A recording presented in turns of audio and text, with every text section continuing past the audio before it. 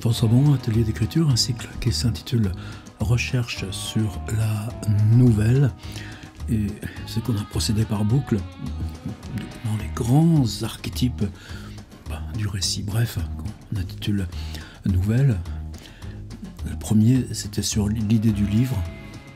Ranger les livres, l'histoire, d'où on se les est procurés, matérialité du livre. Et puis ensuite, là, on l'a, le récit libre, mais où la question du livre est simplement centrale. Pourquoi ? Parce que dans cette espèce de triangle qu'on a fabriqué, on écrit depuis l'intérieur du triangle, comme on faisait à l'école primaire.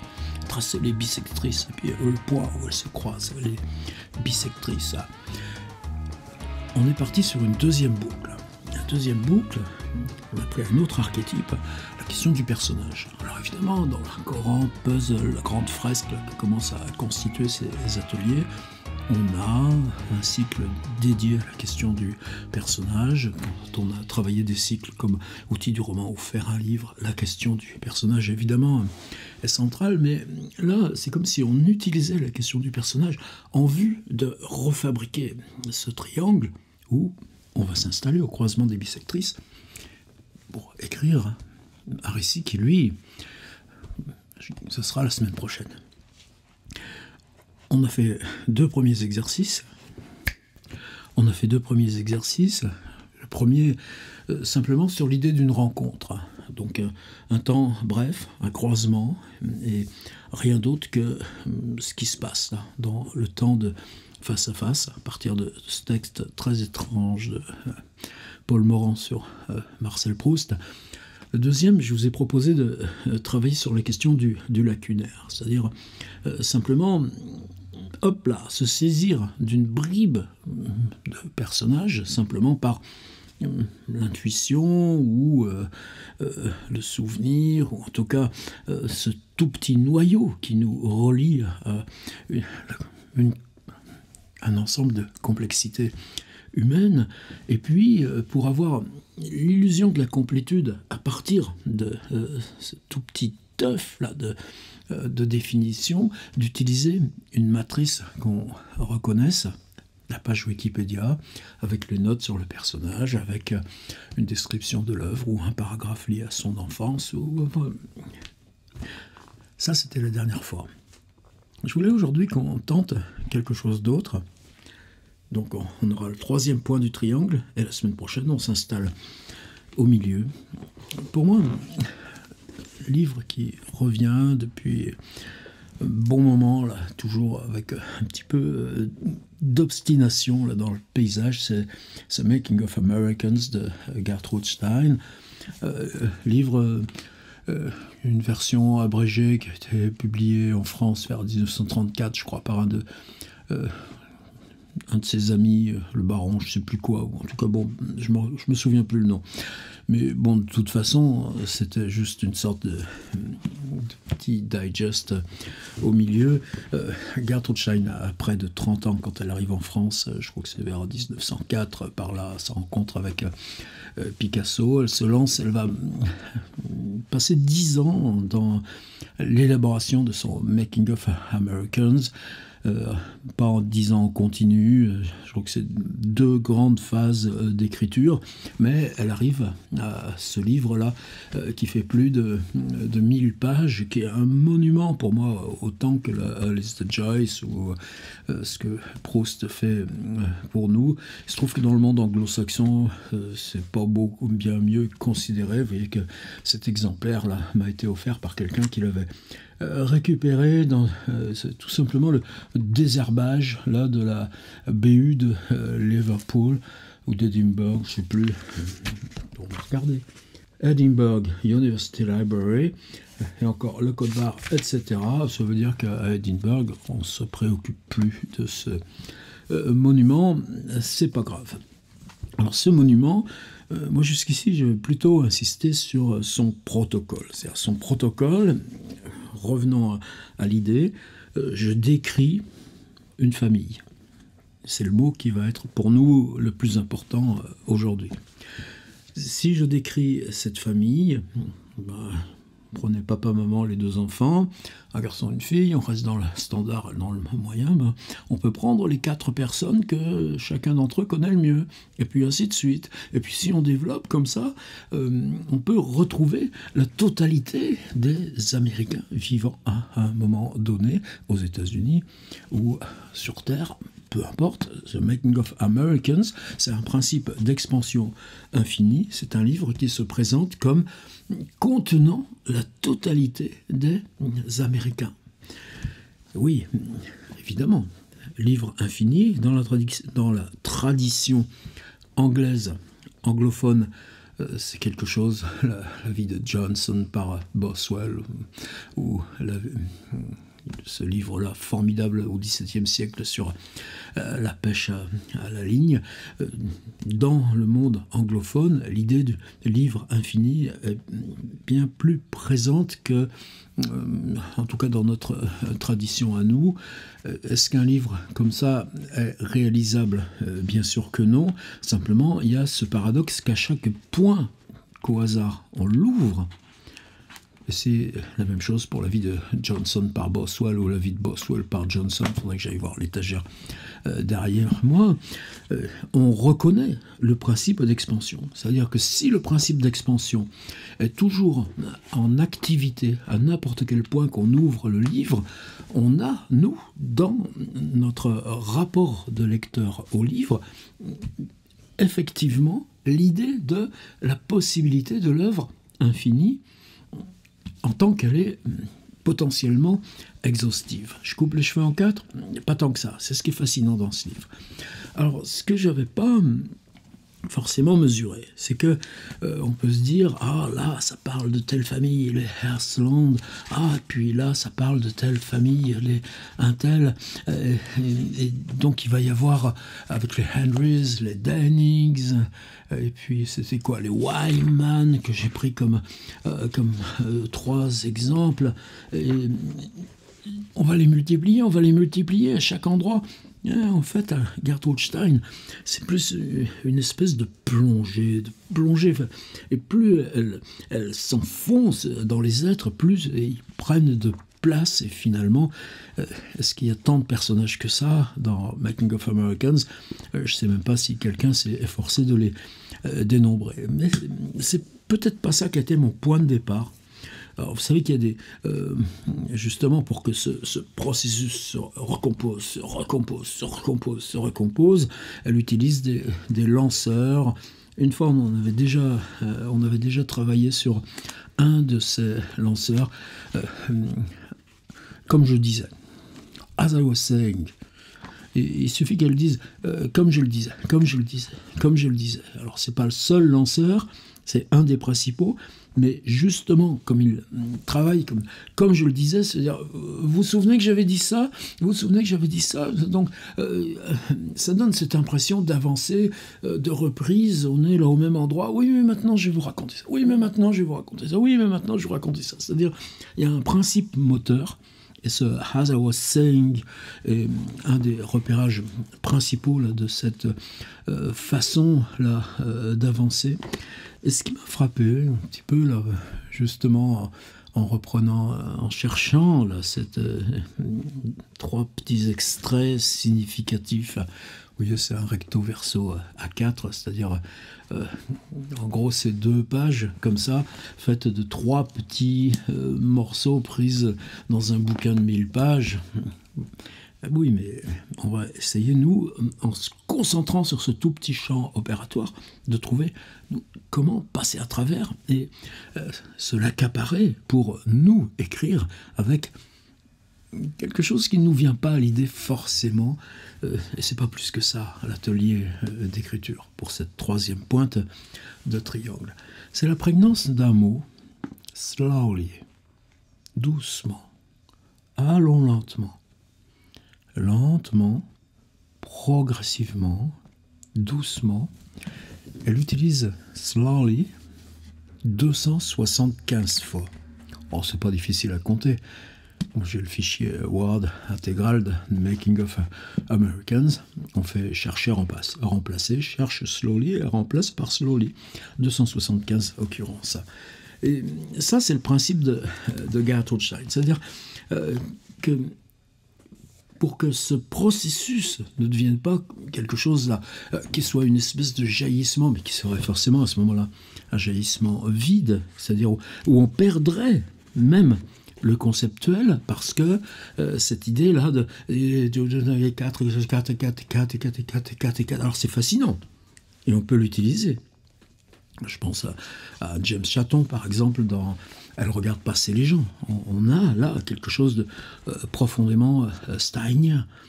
Mais elle, en disant, ce processus, plus ça va, plus je le ralentis. C'est-à-dire ce processus d'éclatement permanent qui va me permettre de rejoindre l'ensemble des Américains, je le ralentis.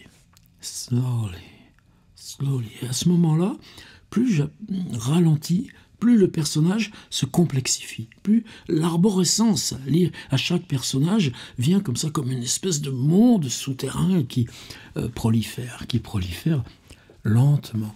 Et si j'examine comment d'un personnage je passe à un autre, quelles sont ses relations avec ce personnage, et ce personnage, si je ralentis sur ce triangle, je vais pouvoir là m'appuyer et rester peut-être 10 pages, 20 pages, 30 pages. Et il y a un autre élément, mais là qui n'est pas le thème de notre atelier, c'est que à mesure qu'elle avance et que ce processus se rejoue, comment elle fait, Gertrude Stein, pour préserver cette fascination du lent enfoncement, de cette image de stroboscope qui, à mesure qu'on se familiarise avec les personnages, plus elle ralentit, plus on a l'impression que c'est compliqué, qu'on n'y arrivera jamais. Et oui, mais en même temps, c'est ce processus même, là, sur lequel on est en train d'appliquer ce ralenti et qui refabrique à son échelle cette prolifération. Et bien, tout simplement, elle parle du processus lui-même. C'est-à-dire, à un moment, par exemple, il y a je vais vous parler de la famille Hersland. Je vais vous parler de Martha Hersland. Et maintenant qu'il est temps que je parle de Martha Hersland, au moment de commencer à vous parler de Martha Hersland, et puis tu prends l'extrait, donc maintenant je vais vous parler de Martha Hersland.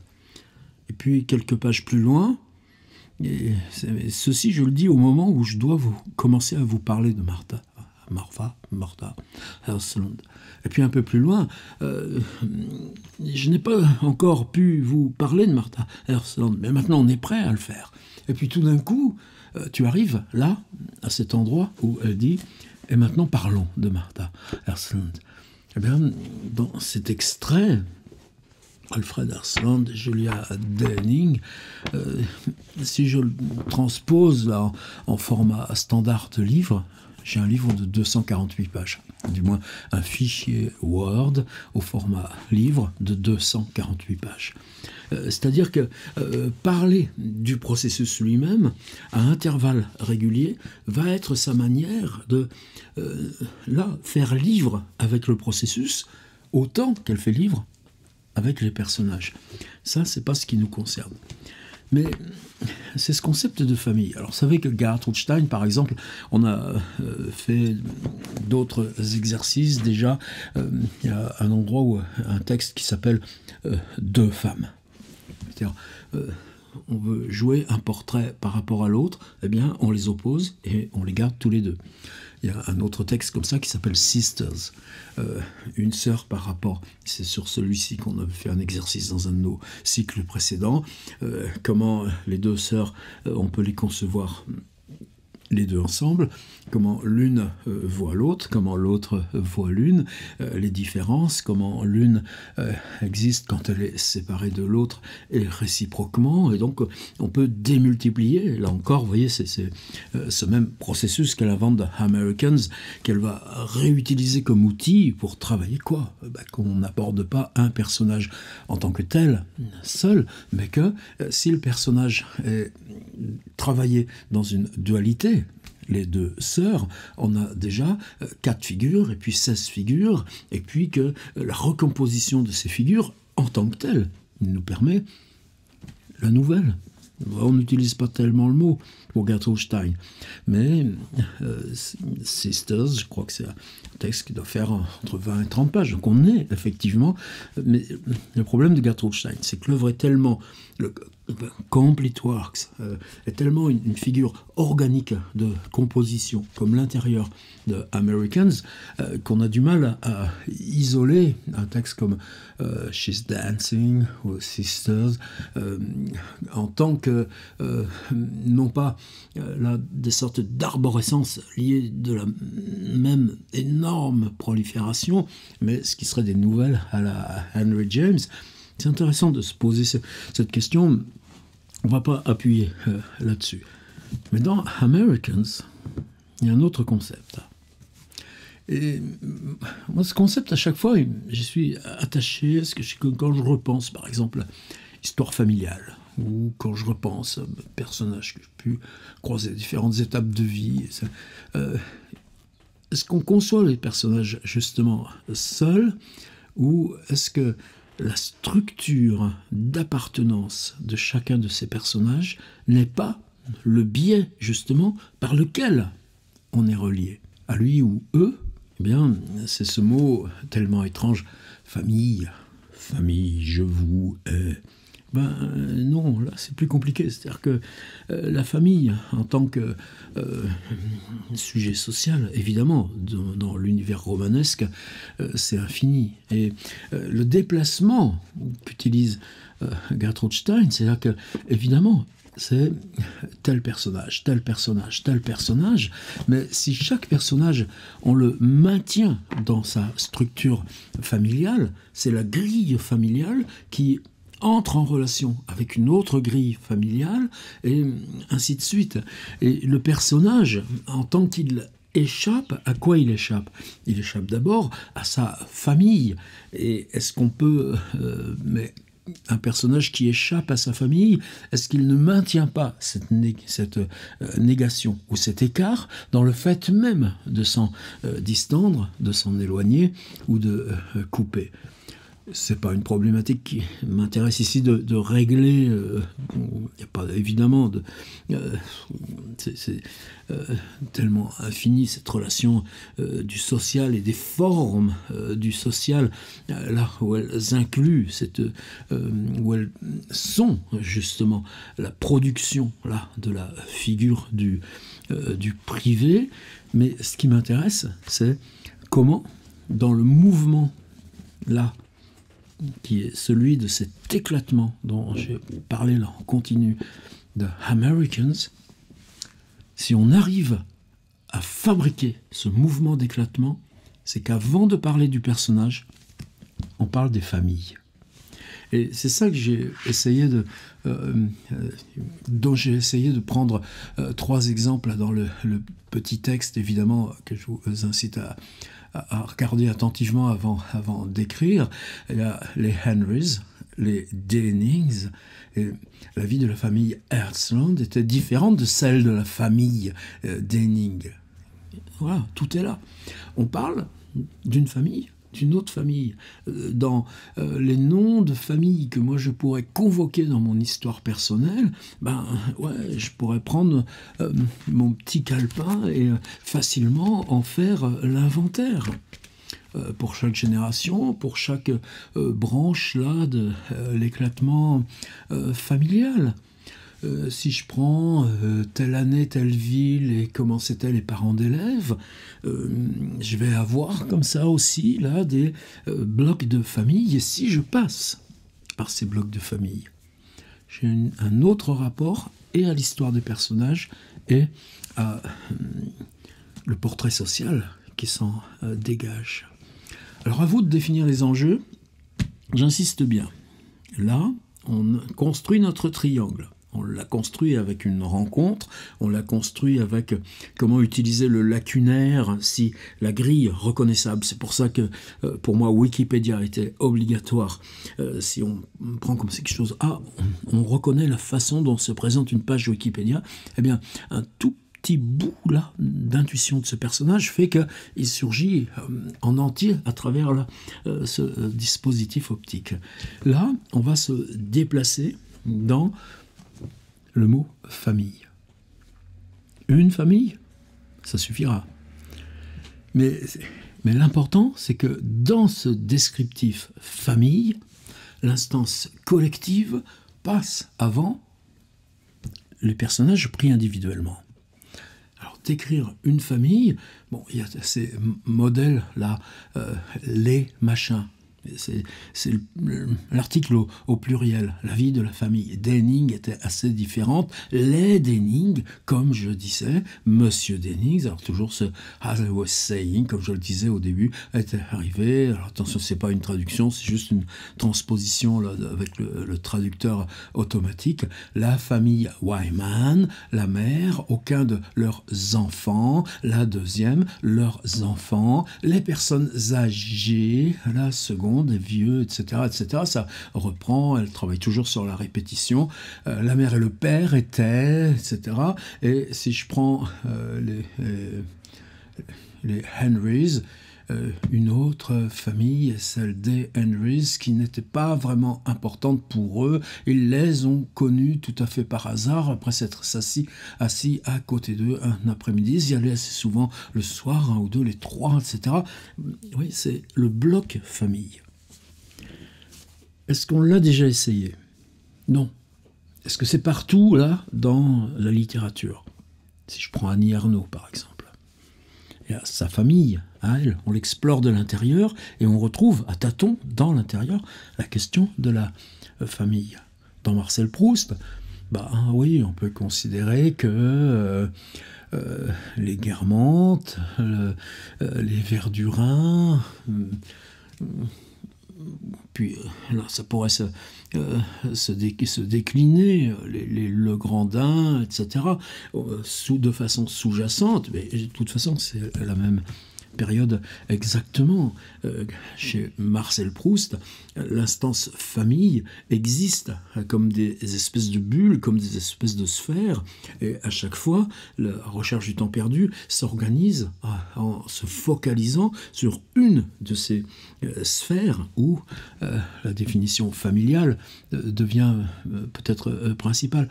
Bon, c'est pas exactement chez Marcel Proust la détermination sociale de la famille, comme là dans Americans, elle émerge ou elle s'impose. Voilà, c'est ma proposition pour ce... encore une fois, on n'est pas dans un fonctionnement comme les cycles, comme on a fait récemment Enfance, comme on a fait avant Voyage, comme on a travaillé sur la photographie. On n'est pas dans une consigne avec une forme, on explore des territoires. Par contre, sur cette question de nouvelles, on m'entend bien, ça s'appelle recherche au pluriel sur la nouvelle, on crée... C'est pas cette question de marche d'approche. Oui, j'ai même pas eu besoin d'utiliser le terme. C'est cette question-là d'installer un territoire avec des réalisations partielles. Aujourd'hui, la réalisation partielle, ça va être comment faire passer dans un texte la notion de famille, une famille ou des familles, comme principe d'organisation de ce texte. Et là, on aura notre triangle, ça veut dire que là où vous serez installé pour écrire, vous avez déjà ce premier texte, ce deuxième texte, ce troisième texte. Et moi, je vous fais une proposition. Dès la semaine prochaine, de récit, où là, on oubliera toute la notion de consigne, parce que justement, on aura créé ce paysage. Aujourd'hui, rubrique. Deuxième boucle, troisième proposition, un seul mot. Famille. Mais justement, on n'avait jamais fait avant. Donc on essaye.